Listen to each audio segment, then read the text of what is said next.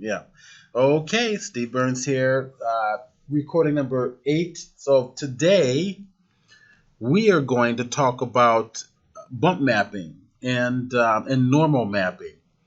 So, what bump mapping is? Anybody know what bump mapping is? You want to share or? So, I got zero knowledge. right, your bump surfaces is where you actually the texture giving you a sense of the peaks and valleys on the surfaces of your 3D objects, like putting stucco on an object. Okay, um, there's some nice little tricks in terms of creating extra detail in your 3D objects without actually creating the details in 3D. All right, so I'm going to give you a little bit of an example of that here. So let's go into Maya. And let's create, I'm going to go ahead and create a brand new scene.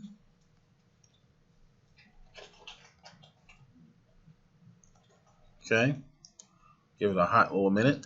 And what I'm going to do next is, let's go ahead and create a plane. So my shift right click, and I'm going to come over here and grab the plane. There she is. Let's go ahead and hit our F key, fit that to view. And I'm going to apply an image map to this. Okay. What do we do? How do we apply an image map? A texture, yes. Yep. Right click the object. And you can assign favorite materials or new material. Or yes, right. Just watch me up here. Okay, so or Lampert. We'll go with Lampert for now. We can do Fong. We'll go explore Fong and other things. Fong is actually allowing you to apply your specular mapping of those, whereas Lampert doesn't. But Lampert will work fine for now. So I'm gonna go ahead and target that, and we have now a material applied to it. Now we want to apply an image to material. What do we do next? We're going to click on the checkerboard pattern. We're going to target the file.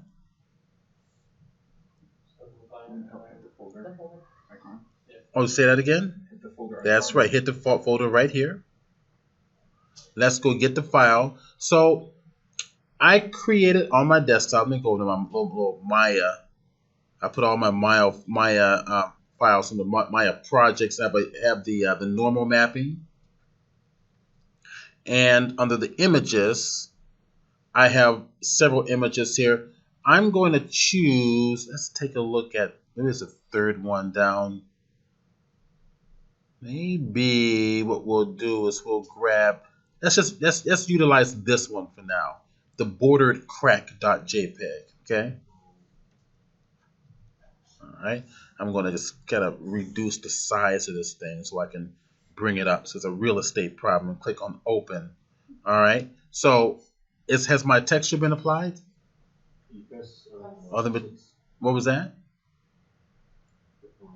That's what you got to do. What? Press number 6. There we go. Now it's open. That's like, thank God for number 6. Yeah, I was just thinking like, I'm gonna get it right. It's like, oh my gosh. Then I get like, oh, that's wrong. That's right. 6. So it's like, oh. So now, if we get in close to it here, right? It's basically what we have is a JPEG applied to the top of a surface, obviously, of our rectangle here, or our plane. All right. I wanted to give it a feeling that there's texture to this. So the way this works is that a bump map is utilizing, or the bump map channel is utilizing values, absolute black to shades of gray until it becomes absolute white.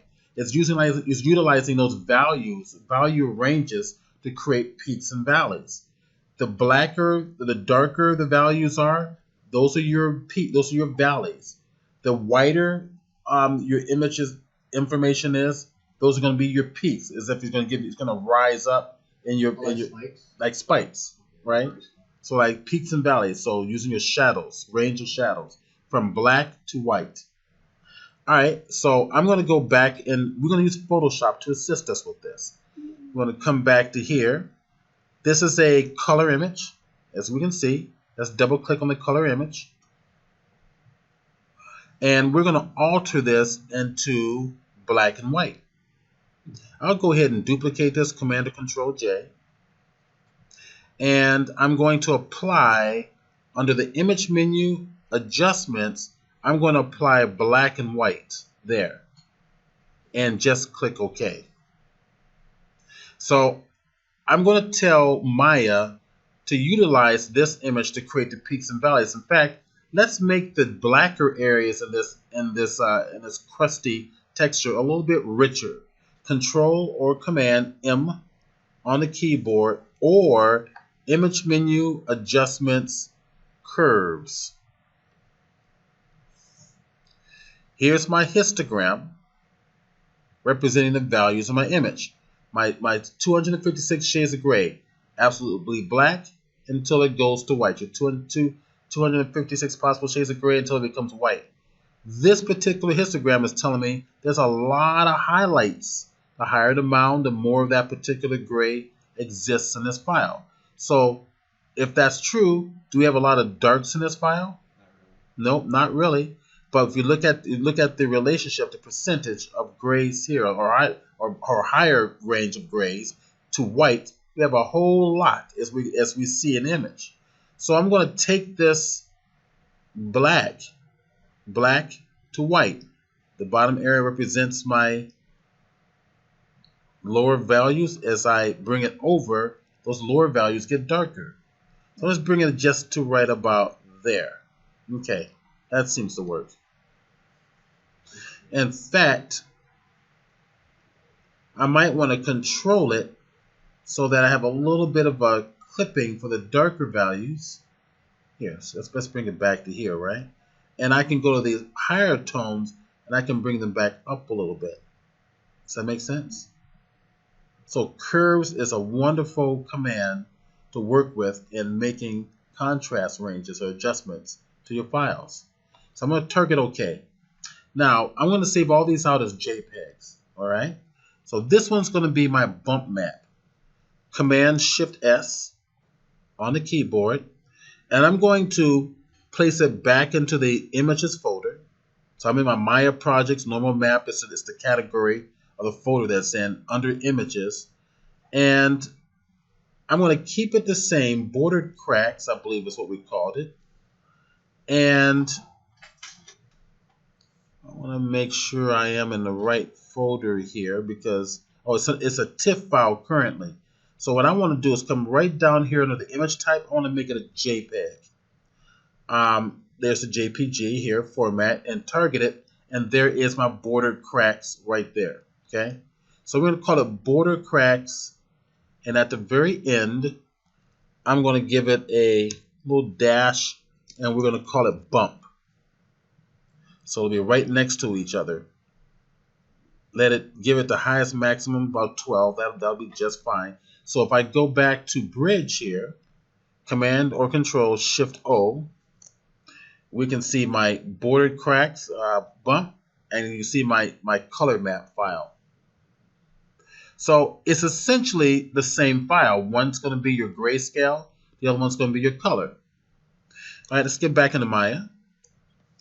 Now we're going to go find a lampert for this one. Okay, so right click, go to my object mode, target it there, go to my lampert texture. Now, where do we apply the bump?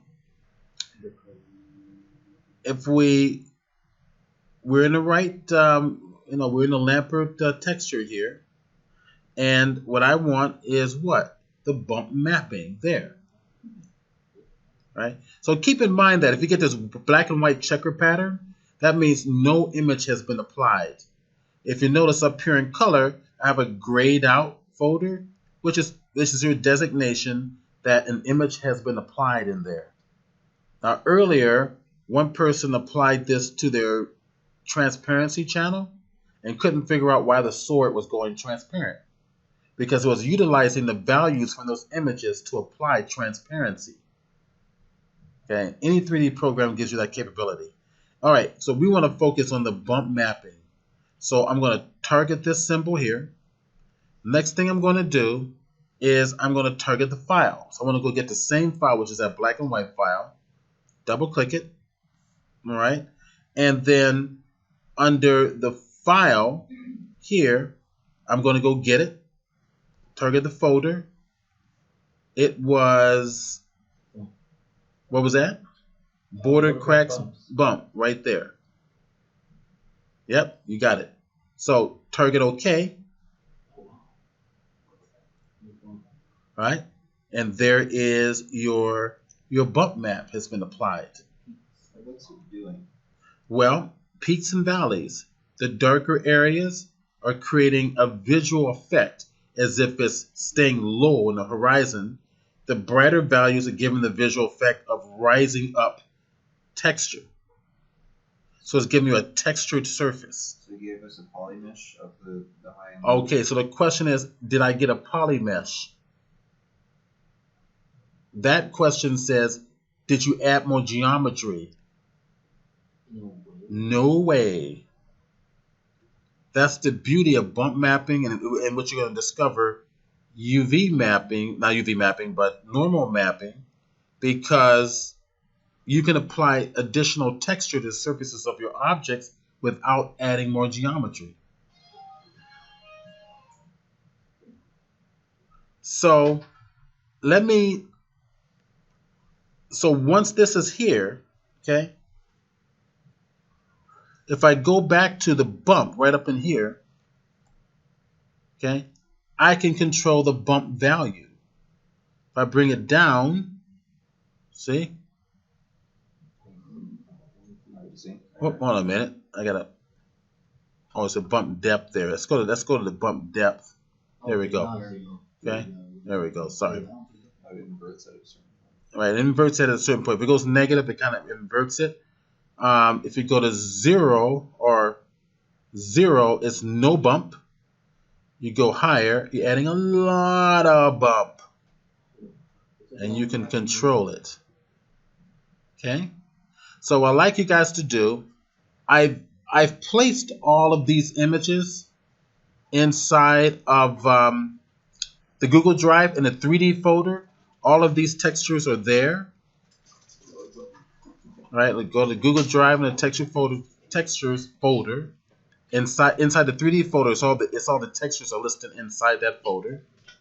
So all I want you to do is to create a plane, apply a Lambert to your plane, open up Photoshop, grab your color image of bordered cracks, alter it to black and white, apply that both the color image and the black and white so that your black and white is in bump channel and your color image is going to be in your color channel.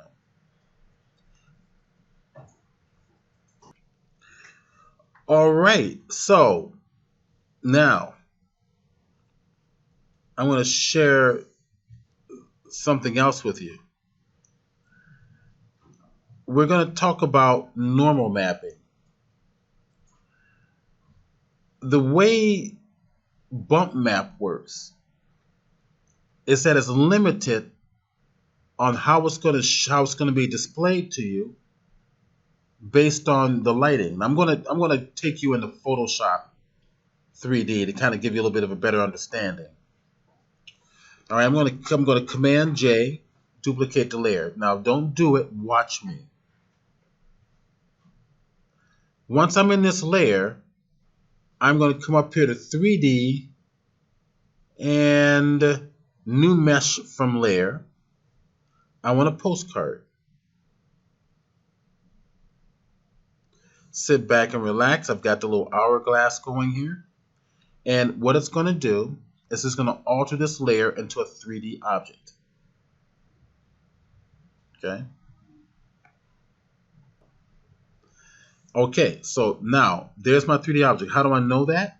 If I look in the bottom right hand corner of this layer, it has a picture of a cube, or kind of a 3D cube. That's telling you it's a 3D object. If you have to have your move tool accessed, right? So once the move tool, which is your V key on your keyboard, is activated, these navigational tools are going to show up. They're 3D navigational tools. So currently it's in rotate. So if I come right out here, click and drag, I can drag my object around. So currently I'm dragging my whole ground plane. So I'm working in the camera view.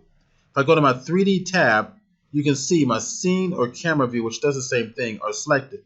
If I go to the actual object, which is this one here, let's go ahead and double click it and call it ground. Ground texture.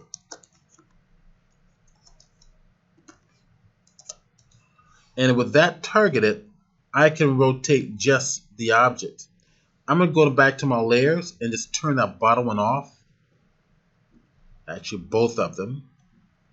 Okay, so that you can see I'm working with it's a 3D plane made from that texture layer. All right. Now, what else can I do in 3D in Photoshop? If I go to the 3D menu, I can add lights to it. Currently, under the Environment tab, you have a type of a light applied right there, image-based light. If I turn that off, it's going to go black. So I'm going to tell it to add a light source. It's going to be called the infinite light, which represents sunlight. I'm going to target that one. The reason I'm doing this is just kind of show you how all this works. So far, I have my plane applied. There's only an image on it. So with the light being shine to the side, I'm not really getting a texture. So let's get the light source. Let's get the add a bump to this particular plane. So another reason for this exercise is to show you that it's all the same in 3D programs when you apply bump maps. They do the same in Maya or Lightwave or Modo. Doesn't matter what program you work in, it all works the same. It's using values to create your textures. So if I come over here to my ground texture, which is my 3D object, right below it is going to be my actual surface material. So if I target that, that's my material. Let me kind of bring this up, and you can see my materials. Right down here, we have the material attributes, which is my shine, my reflections, roughness, bump, right? So if I come here and go to that folder, if it's a dog-eared folder, I mean, you apply an image, but we don't have one. It's a standard folder, so I'm going to click it and load a texture. And we're going to go get that bump texture. Do the same thing in Photoshop. Click Open, and there it is. See it? Inside of Photoshop. And in Photoshop as well, we have a bump slider. Slide it over, slide it with no bump, more bump, no bump, more bump. All right, now watch. When I go get the light source, once the light source in the 3D menu is targeted, I can control its intensity. I'm gonna bring it up a little higher. If I take the light source and bring it around like this, what happens to the bump? It goes away. It does not stay. It goes away. If you look at it, watch. We go to the side, bump.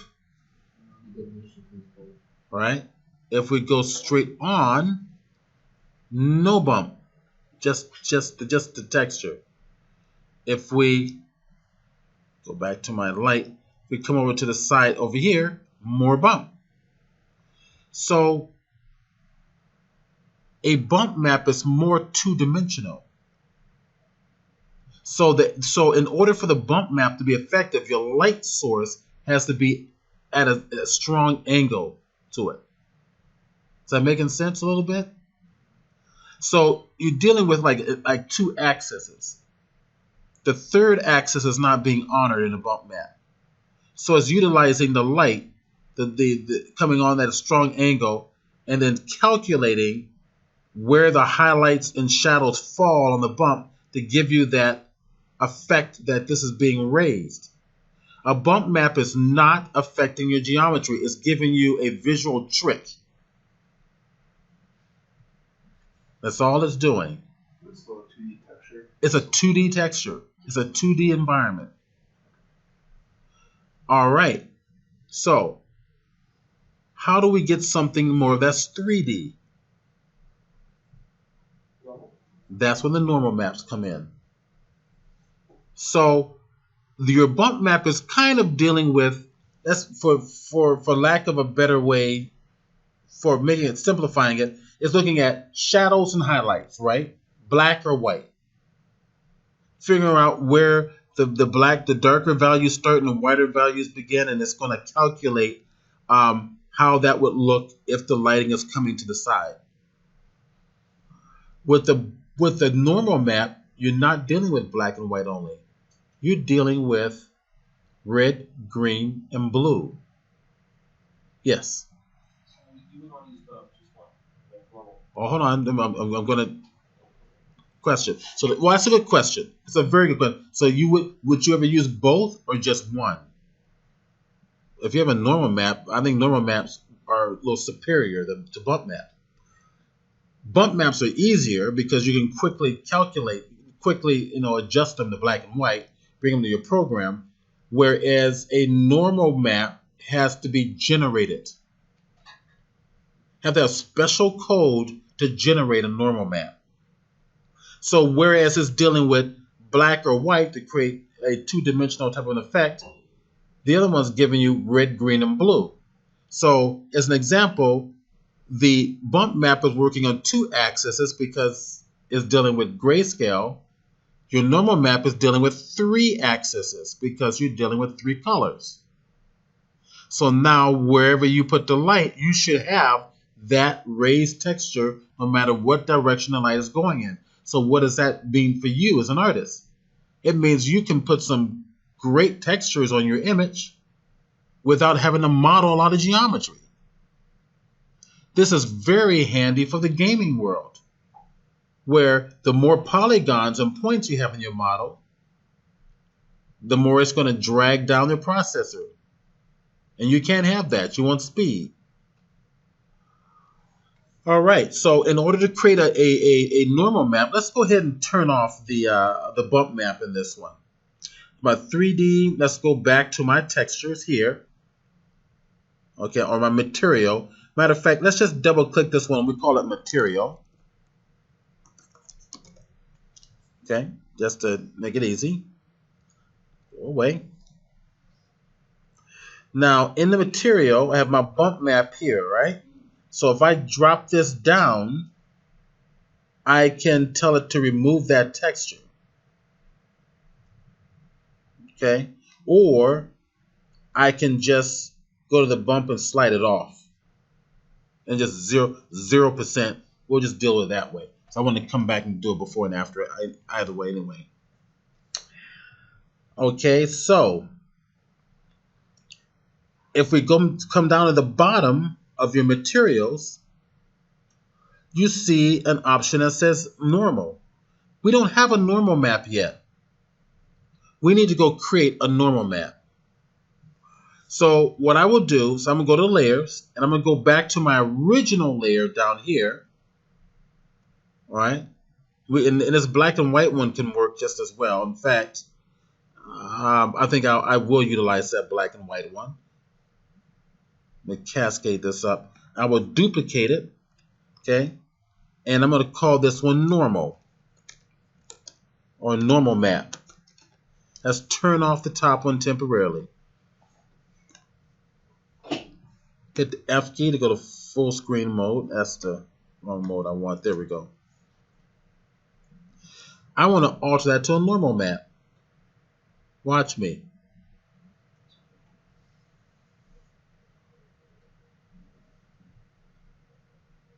Filter, 3D, generate normal map. Click it. Calculating. It's going to put you inside of a normal map interface. Boom. Okay. Look at what we're getting. looks like the beginning is a little violent. All right. And look at this here. We can blur that normal map a little bit, and it's going to give you a preview. If I click and drag around, I'm getting a preview of what this is going to look like if I apply that normal map to that plane. What does that sphere represent? Okay, the question is, what does this sphere represent? What does it represent, guys? The model? That's right. It represents your 3D model. Okay. Sorry, it just looks like a lot of strings. Well, the question is, it looks like a lot of strings. Is it? So it's a lot of stringy texture because it's based off of the texture that we imported into this program. We targeted the layer. We targeted what in Photoshop? We targeted that layer with the texture. If I can adjust the detail, or I can blur it. Watch. If I blur the texture. Oh, it's like a chrome effect. Right. So we can add some effects to this. Look. Red, green, and blue. Right, because we blurring it. If we go back, see, we can add a combination of something in between.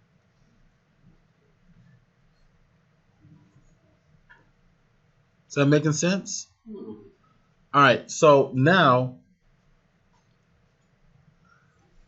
I've got like a levels inside here where I can adjust the contrast.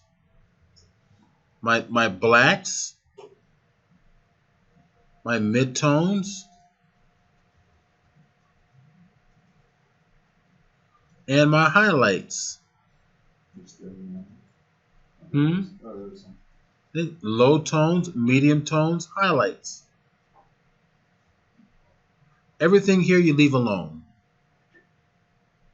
So if I don't want much, I want to maintain some of the integrity of the piece. All right. I can go to Invert Height. Isn't that interesting? Invert. If I hold down the Alt key, I get the reset button right down here. And I can click reset and it'll take it back to that harsh texture that we had before. It's using all those value information to create that texture. Let's give it just a slight blur, okay? There we go. We'll make it, I like this here. I'll make it a little bit more. Yeah, so I'm just modifying the normal map. That's what I wanted to look like. So this program, this separate little program inside of Photoshop creates and generates the UV map. That's the biggest thing between, well, that's not the biggest thing, but in terms of the workflow, that's the advantage of a bump map over normals. Bump maps are easy. Your 3D program just reads the values, whether you have color in there or not. Here, it has to be generated. So Adobe has provided us with a normal map generator, and that's what this is. And you can generate your normal maps in Photoshop and then bring them into Maya, which is what we're about to do. So if I click OK, there's my normal map. Maya will read PSD files. And it's probably advantageous because if you're working in layers with your PSD file, you can go modify those layers and then Maya will automatically update. Now I had you guys save out JPEG just to make it a little more clear understanding what we're doing. So I'm going to continue to save this out to a JPEG. Command Shift S inside the map. I'm going to tell it to stay as a JPEG, be consistent with everything else. And this one is going to be called Border Cracks what? Normal. That's right. So keep your nomenclature in a way that you're quickly going to be able to find your images. Save it. Click OK. All right, let's go to bridge, and there we have it. Our color map, our bump map, and our normal map. All right there. All right, bump map and color map. Now let's go apply the normal map into Maya. Okay, let's go over to Maya. I think I've got it right there. And this time, the file is where we were, right? We got the image. We're going to come back to here. And it says bump 2D1. Look for a folder with that designation once you go to your bump map. So to apply a normal map, you go through the exact same workflow as applying a bump map. You go into the bump map folder, and when you get to here, by default, it says bump under use as. You got to be in that's bump 2D1.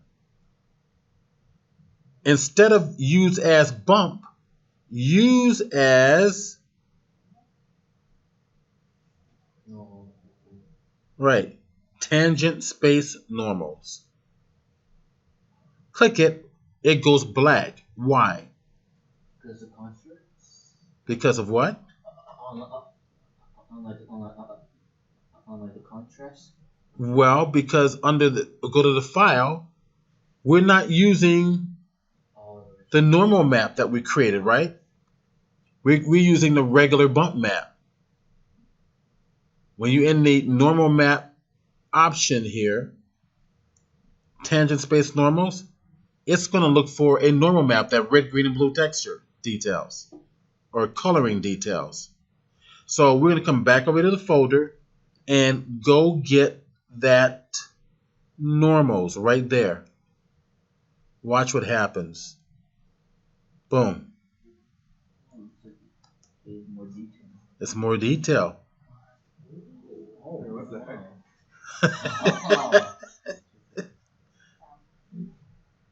Now let's go back into Photoshop so I can prove something to you. So here's my normal. Let's go back and open. I'm going to turn these off down here. Go back and access my 3D object. Go to my 3D panel. Under the materials here, we're going to go get normals. Load the texture. Load what texture? That one right there. We just created. Target open. Boom. Oh, sunlight. Light. Oh, see? It's still there. So that could deal with the highlights. This will deal with no matter where the light turns, it's still there. It's using 3 different colors to designate a bump from 3 different directions. So yeah, bump maps are kind of, gives you a lot more detail than your normal maps give you more detail than your bump maps. That's what I meant to say. Okay. All right, so let me pause recording and let you guys practice this. Cool. All right, I think we're recording. I'm gonna go double check this here. All right, now we learned how to create a UV map in Photoshop, or as a third-party program, or as a UV map and/or normal map generator. What about Zbrush? All right, how do we handle Zbrush? So let's go grab a little demo file. So I'm going to come back over here, and I'm going to go under my go to the projects view. I think, yeah, demo projects right here. So went to Lightbox, double click on demo projects, and I have this guy called Earthquake. This is a nice little, I'm not going to save the file. He's I'm assuming, there he is. There's Earthquake, right? Notice that you have a number of subtools in here, right? And there's a whole bunch of them in there. I'm going to get rid of most of them but his body, just to simplify this example. So if I hit the Shift X to explode the subtools apart, right? Hit the F key, and there's my character with all its various subtools. Shift X again, that's kind of pull it together, hit the F key, and let's go on down. I'm just gonna grab everything here and hit delete. Okay? And I'm gonna click OK, or always skip this so it doesn't ask me that again. So delete, delete, delete, delete, delete, delete. There's nothing there. There's nothing there. So we just have the body. So, but I want you to be able to see the muscles and the textures in the skin. So we save out this UV map. All right, we've got. I tell you what, I'm going to duplicate this one. All right, so we're working on a second one just in case. It's a good idea to do. And I want to check to see if I have a UV map already applied to this. And I'm going to go to my UV map here. Watch this, guys. Don't miss this. Go to UV map here. Okay. Under morph map. If I click it. Melted. All right. That was kind of cool, doesn't it? Right. But this is look, guys. It's because my subtool is on up here. I got two subtools, so click that off. So that's my UV map. Okay. We're gonna come back. So this is a good way to check to see if you have a UV map in there. Go to that UV map option and kind of come back down at the bottom here, and UV map. Click that there. I don't know why it jumps on me like that. I wish it didn't do that one. Then we hit that button again. Okay, and it morphs back. Okay. All right. So morph UV and then morph it back. Okay. So I want to be able to take that and save that out as a normal map. Okay. So to do so, I'm going to go find the normal map, which is right below your UV map here. So I'm going to target the normal map.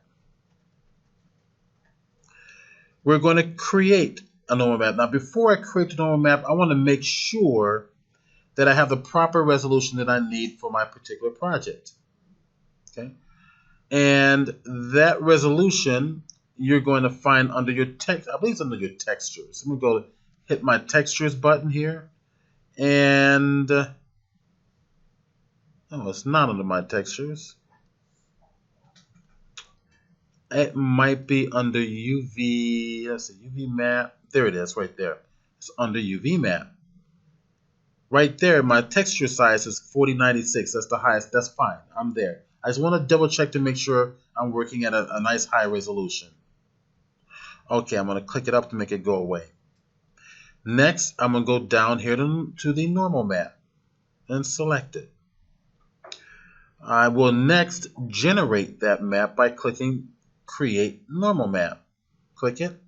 Okay, could not be created while the highest subdivision level is active. Now, what's beautiful about this workflow is that I can work in low res or high res. I want to keep all those resolutions intact. All right, so I'm going to go down to the lowest res, which is Shift D. Shift D several times until it goes down to the lower res. Hit the F key to bring it on through. If I hit just the D key, it goes back to my higher resolutions.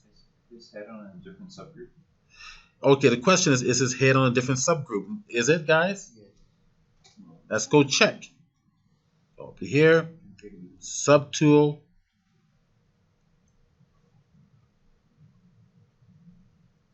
No. Right? No. Also, you know that because when we went over to UV map and I came over here and morphed UV, see? His head is there. Sorry, I'm just asking because when you change your resolutions, Like his head changed up. Okay, so he was thrown off. His question was the result that he was thrown off when I changed the resolution. All I'm doing is changing the resolution of the geometry. I'm not deleting anything or taking anything away or placing it in another subgroup. Yeah. I'm going to venture and guess and say that maybe his head has more polygons than the rest of his body. Yeah. Well, no, it's the proportion of his head in relationship to the rest of his body is very, very small. Right? Remember, this is Earthquake. He has a huge body, right? Right, but a little head. All right, you gotta you take a look at that. Look, he's got a little head. Where is it? Look at the thing. Okay, so no, it doesn't remind you of the thing. The thing is much more grotesque. This reminds me of the Blob from X-Men. It does remind you of the Blob from the X-Men a little bit, but the Blob is much bigger. I mean, it's huge. This is Earthquake. Okay. All right. So if we come on down to normal map once again, and we generate the normal map. Oh, we have to go down the lower subdivision level, right? So Shift D. We're going to go down the lower subdivision. Works fast that way. Create the normal map. There it is. Okay. So the last thing we need to do is save this out. To save this out, we have to place it inside our textures folder. So here's my textures menu here. If I click and drag, I'm going to pull it over to the side so it's always down here. I want to place this inside my textures menu. I do so by accessing the clone option. It'll take a copy of this and place it inside my textures menu where I can utilize that texture in any way that I choose. So clone it, click it, put it there. Let's go to the texture menu, and there it is. So inside my, right there, inside my texture menu, if I want to save it out, I'm just going to click right on it. Just target right on it. Right down in the bottom, it says export. Export where and what? PSD or JPEG. I'll just choose a JPEG to keep it simple. I'll go right back to my desktop. I'll go to my Maya projects, and I will place it inside the normal map folder. There we are. And then go to my images. And then I've already saved this out, by the way. It's called Earthquake Low Res. So I'm going to call this one Earthquake New.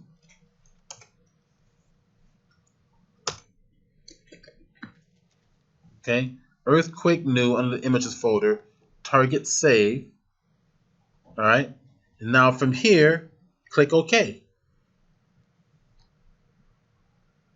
Now, the next thing I would like to do is export a low resolution of Earthquake. In fact, let's actually, before we do that, let's make a higher resolution of the UV map. Hold the D key down several times. That goes to the high-res version. It doesn't like the super high-res version, so I'm going to go one step down, Shift D, there. I just went one step down, still high-res. So if I come back to normal map, create normal map, it created it. See? But the resolution is so much higher that you can barely see the texture in there. It's there. You can see it, right? It's if I get in closer. In fact, let's go to clone it. To do what? To place it inside my textures folder.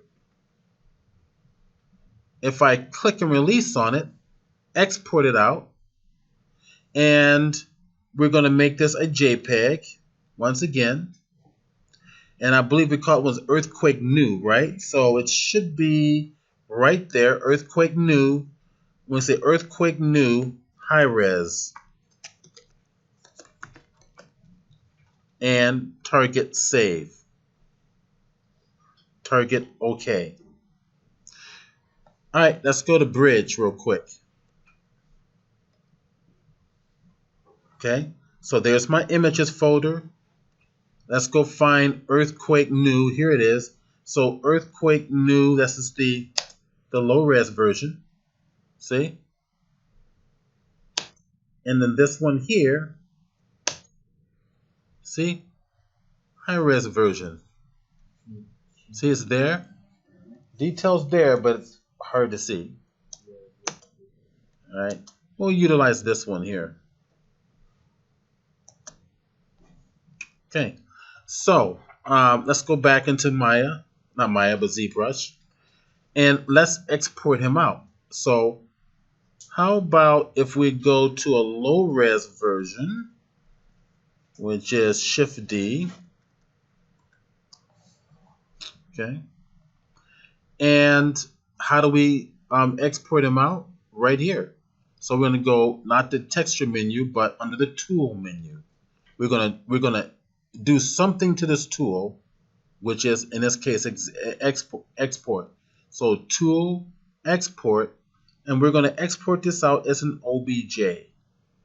What else can we export this out to? We got Maya file here. We're going to keep it simple. Let's go to OBJ, Maya projects, and 0 Maya projects. I want the normal mapping option. And I'm going to put this under the objects folder. And earthquake, this one's going to be earthquake low res, I believe I'm going to call this one.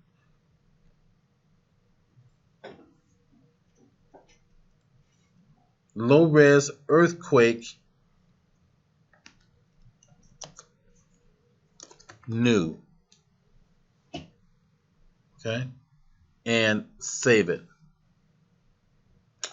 All right, let's go into Maya. All right. Now, target Maya. Let's make a new file menu, new scene. Don't save it. Okay.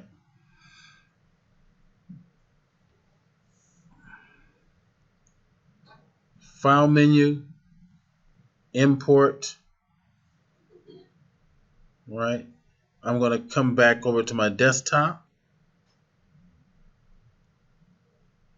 Normal map, objects, and what we call it, earthquake new. Right there, OBJ. Click import. There it is. There he is. Okay. So it's a low res file. Okay, now we're going to apply our texture to this guy. Now this is interesting. These are all groups here. Interesting. It's like it's exported the whole thing.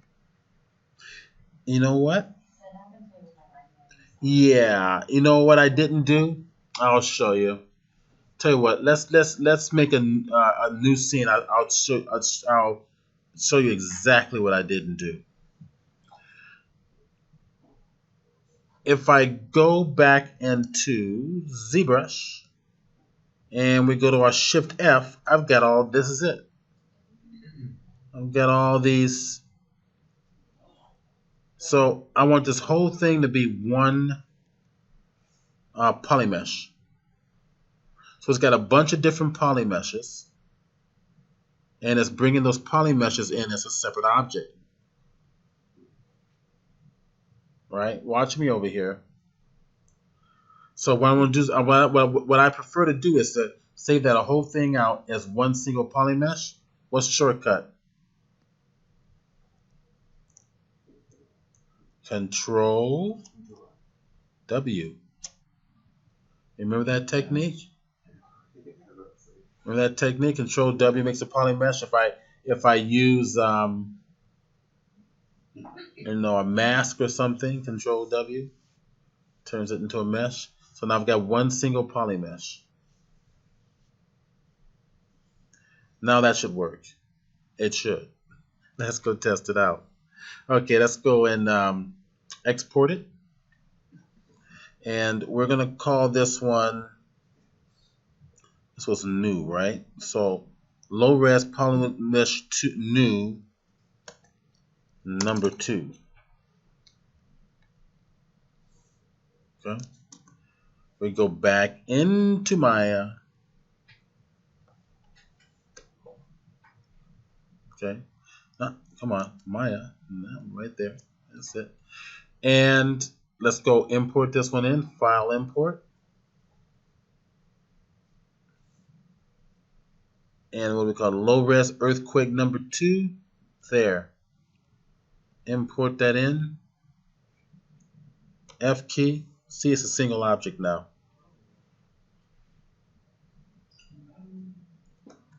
All right. Like, man, that was scary, wasn't it? There we go. So there's my earthquake. Okay. How do I know UV map's been applied to it already? Go to UV editor. Touch them. Boom. See? It's there. And we did this last week. We created, objects in Zbrush, created our UV map through UV Master, and honored it here. But I'm glad that little mistake happened. Now you get to see what to do if it happens to you. All right. So once we here, okay, right click, assign a material, Lampert. Pull this on over here. Okay. Lampert. Let's go to my bump mapping. Grab it here. Grab the file. Right. Go to the file. And where do we put this one? What do we call this one? We called this one high res something. Yeah, high res. Was it normal map earth? You see it? No. High res. They call it high res. You click on it. There it is. There's a high res and there's a low res right there. That's the low res. Okay. And I had the earthquake new. That one there. Okay. We apply it here. Okay. Not a bump, but a normal number 6. Yeah.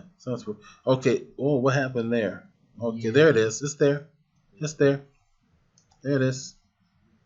It's a little twisted because I think it's flipped upside down. Or is it? No, it's just yeah, right. Remember the polys are let me see. Let me get in closer here. Let's get in closer. Yeah. There we go. There's his face. Let's take a look at his face. Get in closer. Is this the high resolution one? And since we No, this is the low res. okay. This is the low res. Now the polys are low res. Yes. If I hit the number 3 key, it should smooth it out, like so. Wait, it remembers the high res version. It's just looking at polys.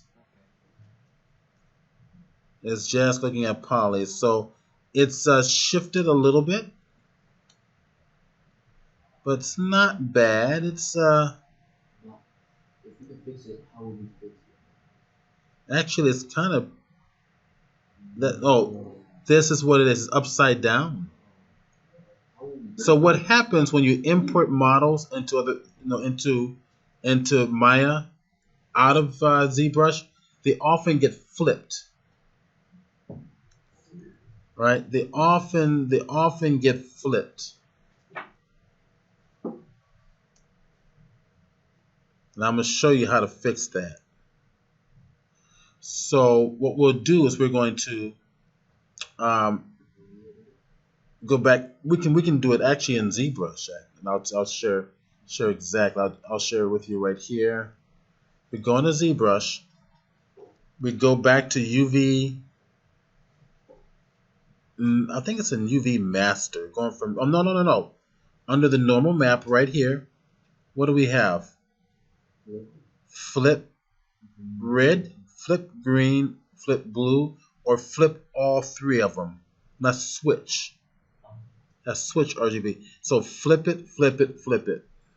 You can just use this. And then that'll flip them. Press all of them. All red, green. Yeah, I will press them all and then export them out. And then it will be right side up instead of upside down. Yeah, I was about to ask, like, just in case, couldn't you do the same thing like in Maya? Just Yeah, in Maya you can do the same thing. You can tell it to flip as well. Just if you wanted to kind of solve the issue before you export it out, this is where you can go. Okay.